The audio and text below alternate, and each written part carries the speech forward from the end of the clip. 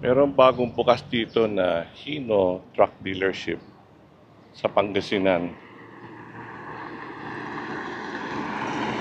Hino, Pangasinan. And napansin natin may mga display na truck at mga PUV. So bigla ko naisip siguro may mga interesado sa PUV kaya for today i-video natin yung kanilang Class 2 PUV. Papasok tayo at kunan natin ng video itong Class 2 PUV nila. So ito yung Class 2 na PUV and ito yung Class 3 na PUV. Okay. Bago tayo pumasok sa loob, kunan muna natin ng video yung labas nito. Six-wheeler ang Class 3.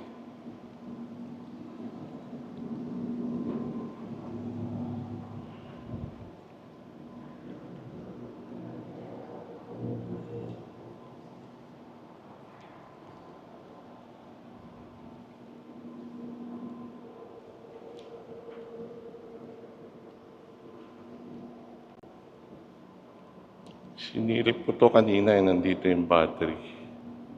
Okay.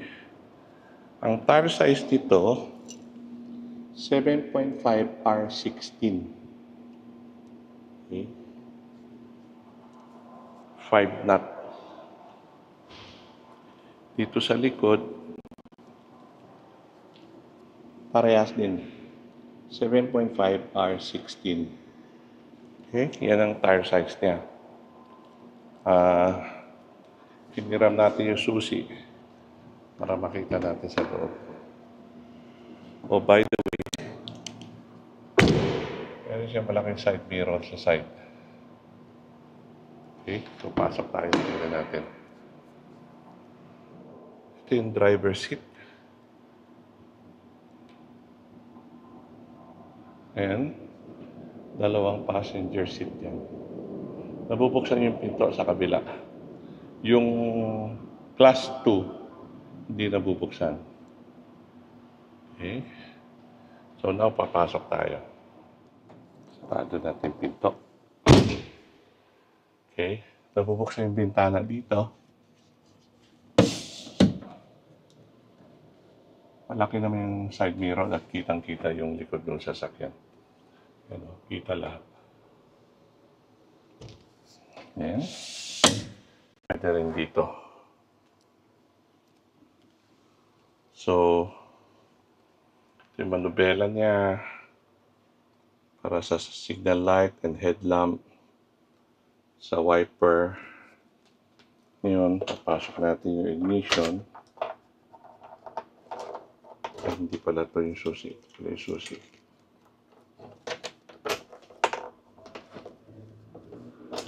Ayan. So, ito siya. May kasama ng radio. Yung pinto niya, manual and matic. Tapos, ito yung ilaw. Ito yung CCTV niya. 4, isa sa labas, sa harap, isa sa coming from here. Makita mo sa likod, yung isa naman sa likod, papuntang harap. Tapos isa sa labas naman sa likod. So 4 ang CCTV niya. Ang stereo niya, natatanggal tong head unit.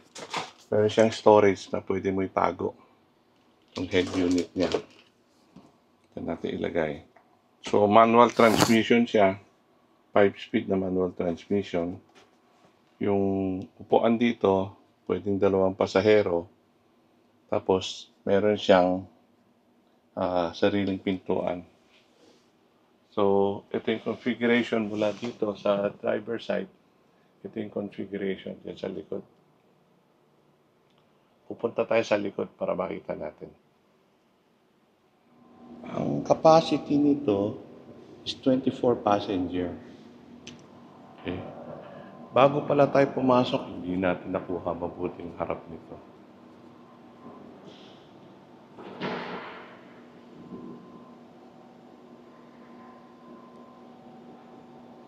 Hino. Okay? Ang Hino ay Toyota Group Company.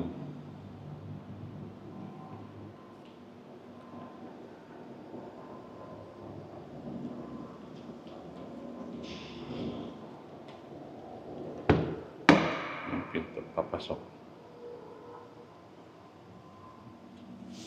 Kaya ulit tayo. Ito pala, meron siyang sunshade. Okay? Meron siyang sunshade na pwede ibaba yung sunshade tapos pwede taas yan, yung sunshade niya. Okay? Para sa driver at para sa pasahero sa harap. So, ganito configuration niya. Now, pupunta tayo sa likod.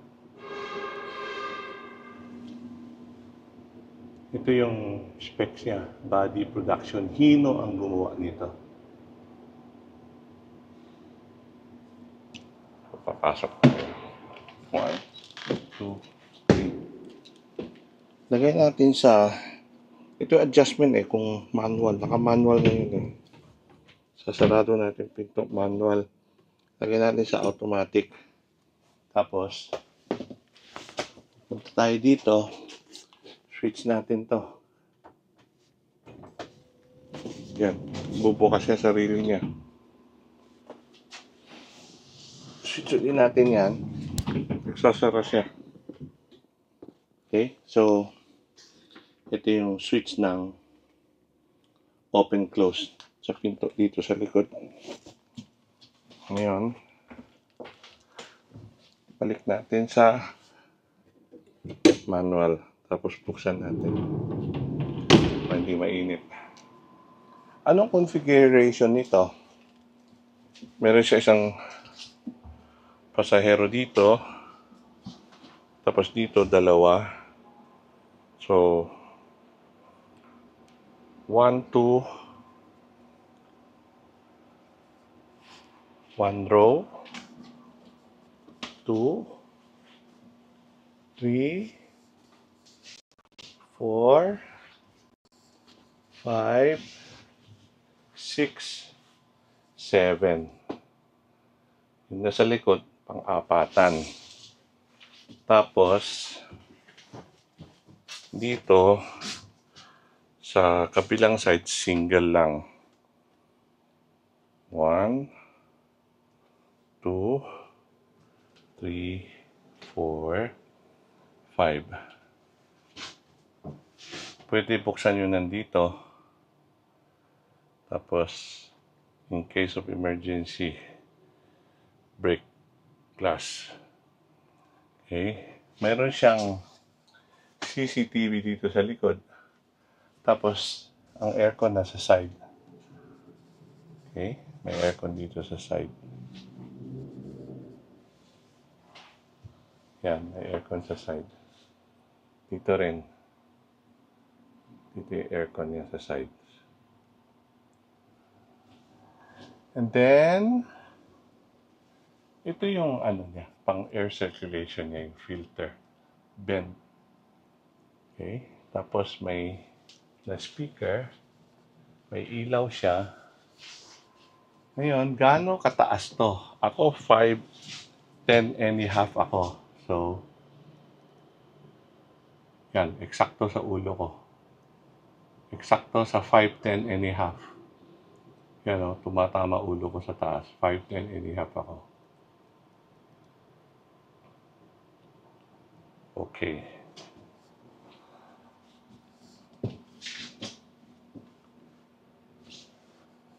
So, yun lang naman ang configuration nito. So, ito yung PUB Class 3 ng Hino.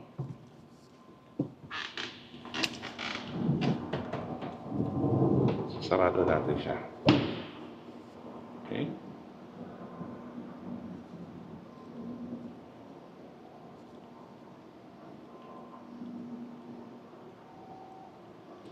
I guess yan muna.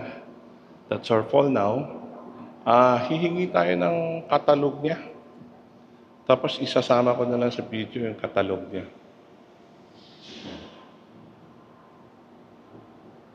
Compare niya sa class 2. Mas mataas yung class 3.